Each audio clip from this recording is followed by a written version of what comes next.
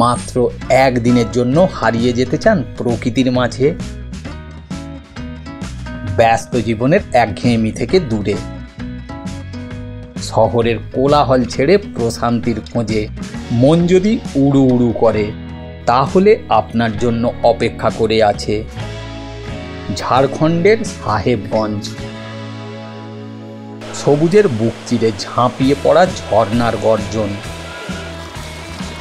বয়ে চলা নদীর শান্ত কলতান, আর প্রাচীন স্থাপত্যের নিস্তব্ধতা যেখানে মিলেমিশে একাকার, সেখানে একটা দিনের ছুটি হয়ে উঠতে পারে আপনার জীবনের এক নতুন অভিজ্ঞতা।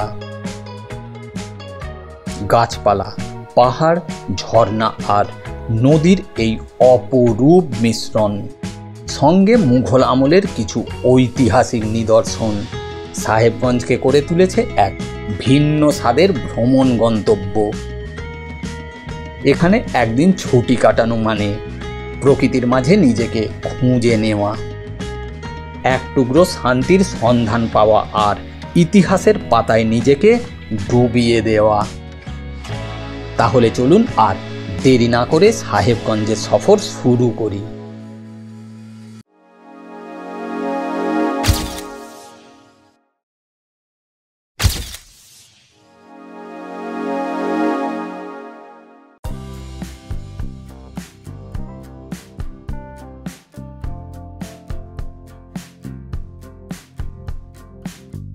ঝাড়খণ্ডের সাহেবগঞ্জ জেলার রাজমহল পাহাড়ের কোলে অবস্থিত এই মনোরম মোতি ঝর্ণা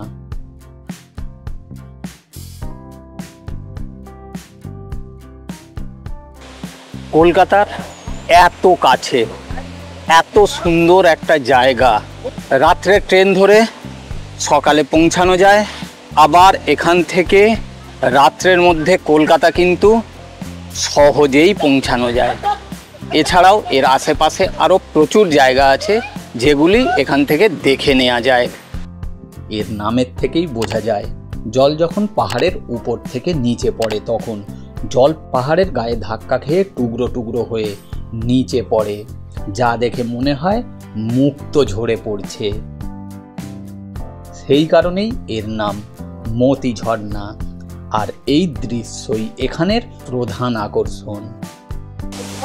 এই অদ্ভুত সুন্দর প্রকৃতির মধ্যে বসে 2-4 ঘন্টা কাটিয়ে দেওয়া কোনো ব্যাপার না, মন একদম শান্ত হয়ে যাবে।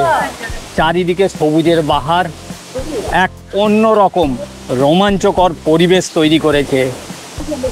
অসাধারণ, জাস্ট অসাধারণ। জলপ্রপাতটি 2টি ধাপে পাহাড়ের গা বেয়ে নিচে নেমে আসে, যার প্রতিটি ধাপ প্রায় 50 থেকে 60 ফুট উচ্চ। চারপাশ সবুজে ঘেরা, যা এর প্রাকৃতিক সৌন্দর্যকে আরও বাড়িয়ে তোলে। বিশেষ করে বর্ষাকালে এই অঞ্চলের সবুজ ও সতেজতা প্রত্যেককেই মুগ্ধ করে।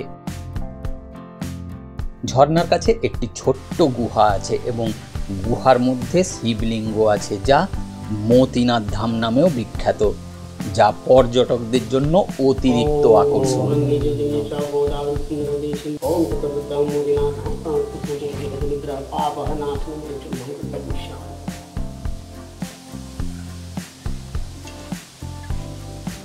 শ্রাবণ মাসে এবং শিবরাত্রির সময় প্রচুর ভক্তের সমাগম হয় এখানে।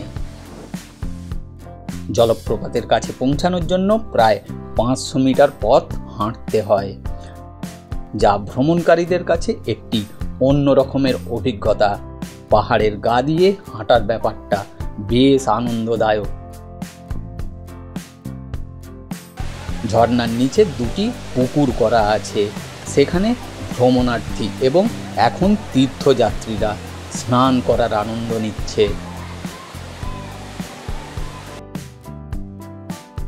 সাধারণত সকাল 6টা থেকে সন্ধ্যা 6টা পর্যন্ত এটি খোলা থাকে। সাহেবগঞ্জ থেকে ট্রেনে, বাসে এবং অটো করে মোতি ঝর্ণা সহজেই পৌঁছানো যায়। মহারাজপুর রেল স্টেশন থেকে ঝর্ণার দূরত্ব মাত্র 3 কিলোমিটার। অটো ভাড়া পড়ে 20 টাকা। ঝর্ণায় প্রবেশ করতে জনপ্রতি 5 টাকা করে টিকিট লাগে। এই মতি ঝর্ণা ঘোরার সেরা সময় জুলাই মাস থেকে অক্টোবর মাস। কি দারুণ সুন্দর না এই জায়গা? সত্যিই খুব সুন্দর। কলকাতার থেকে একদিনের জন্য এখানে এসে ঘুরে যাওয়া সত্যি দারুণ সুন্দর অভিজ্ঞতা হবে।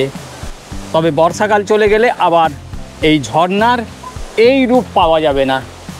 ঝাড়খণ্ডের এই মতি ঝর্ণা সত্যিই অপূর্ব সুন্দর, অপূর্ব সুন্দর এর রূপ, অপূর্ব সুন্দর এর প্রকৃতি। মতি ঝর্ণার মনোরম শোভা দেখে অটো করে ফিরে এলাম মহারাজপুর স্টেশন অটো স্ট্যান্ডে। স্ট্যান্ডের সামনে দিয়েই চলে গেছে এনএইচ। সেখান থেকে অটো করে এগিয়ে চলেছি রাজমহলের দিকে। অটো ভাড়া জনপ্রতি 60 টাকা। রাজমহল পৌঁছানোর 6 কিলোমিটার আগে নেমে পড়লাম জামি মসজিদে। এখান থেকে 100 মিটার হাঁটতে হবে মেন রোড থেকে।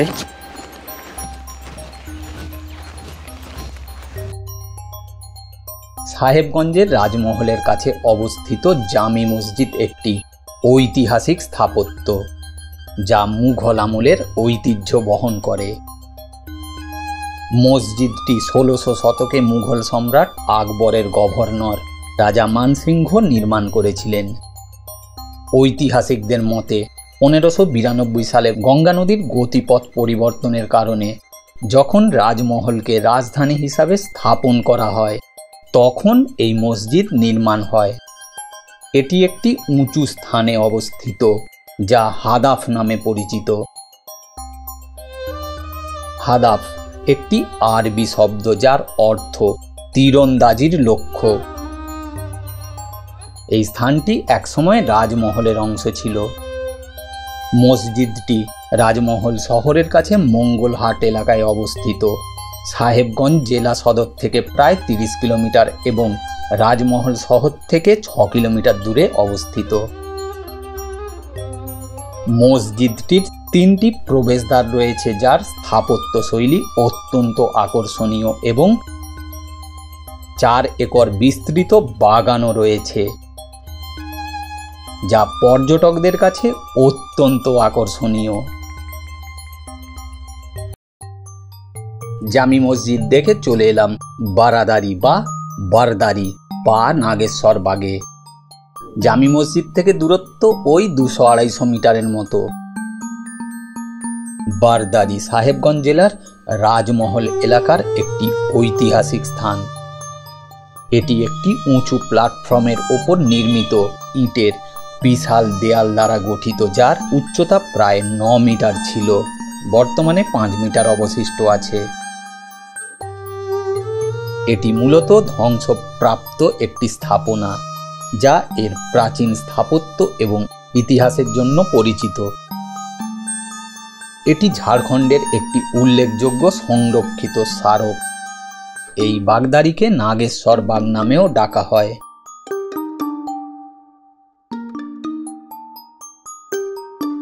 এই স্থাপনাটিকে কে নির্মাণ করেছিলেন তা নিয়ে ঐতিহাসিকদের মধ্যে মতভেদ রয়েছে। কিছু গবেষকের মতে রাজা মানসিংহের প্রতিদ্বন্দ্বী ফতেহ জং খান এটি নির্মাণ করেছিলেন। আবার অন্য একটি দলের মতে বাংলার নবাব মীর কাসিম আলী 1663 খ্রিস্টাব্দের আগে এটি তৈরি করেছিলেন, যার কেন্দ্রে কাঠের তৈরি একটি রংমহল ছিল বলে জানা যায়। বর্তমানে সেই রংমহলের কোনো চিহ্ন নেই। মতি ঝর্ণা থেকে দূরত্ব 17 কিলোমিটার। অটো ভাড়া পড়ে 60 টাকা। সাহেবগঞ্জ থেকে দূরত্ব 30 কিলোমিটারের মতো, ভাড়া পড়ে 100 টাকা। রাজমহল থেকে দূরত্ব 6 কিলোমিটার, ভাড়া পড়ে 20 টাকা। বারাদারি ঘুরে অটো ধরে এগিয়ে চলেছি রাজমহলের দিকে। সিংহি দালান রাজমহলের অন্যতম জনপ্রিয় পর্যটন কেন্দ্র। এর স্থাপত্য এবং ঐতিহাসিক গুরুত্ব পর্যটকদের আকর্ষণ করে। রাজমহল শহরটি সাহেবগঞ্জ থেকে প্রায় 32 কিলোমিটার এবং ঝাড়খণ্ডের রাজধানী রাঁচি থেকে প্রায় 480 কিলোমিটার দূরে অবস্থিত। সিংহি দালান সাহেবগঞ্জ জেলার রাজমহল শহরের কেন্দ্রস্থলে এবং গঙ্গা নদীর ডান তীরে অবস্থিত। এটি মুঘল আমলের একটি রাজপ্রাসাদের অবশেষ। রাজমহল একসময় বাংলার মুঘল সুবেদারদের রাজধানী ছিল। এই মুহূর্তে আমি রাজমহলের সিংহিদারে। ছোট্ট একটি জায়গা, কিন্তু খুব সুন্দর জায়গা। একদম গঙ্গার তীরে, গঙ্গার হাওয়া আসছে। এটি মুঘল সম্রাট আকবরের সেনাপতি রাজা মানসিংহ 1580 থেকে 1600 খ্রিস্টাব্দের মধ্যে নির্মাণ করে বলে মনে করা হয়।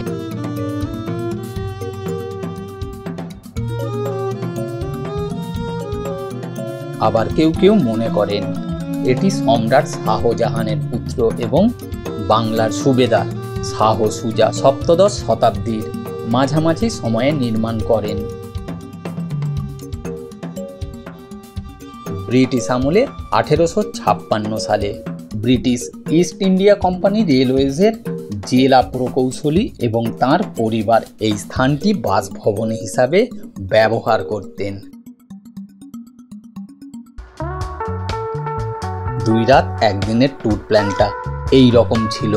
শুক্রবার রাত 21:30 হাওড়া থেকে 13071 হাওড়া জামালপুর এক্সপ্রেস ধরে ভোর 3:30 সাহেবগঞ্জ নামা।